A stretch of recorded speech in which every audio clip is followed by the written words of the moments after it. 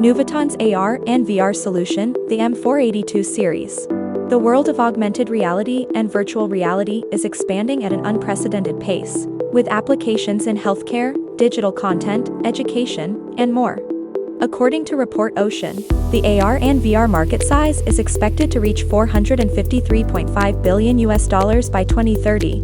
Nuvoton M482 microcontroller can be used as one of the AR and VR solutions to convert HDMI 2.0 or DisplayPort 1.4 input to MIPI DSI output. The M482 microcontroller has multiple communication interfaces, such as up to 6 low-power UART interfaces, up to 3 ISO 7816 interfaces, up to 4 SPI and I2S interfaces. Nuvoton M482 series is available on TECHDesign with different packages, I/O ports, and memory sizes. They all have low power and high performance, which are perfect for AR and VR applications.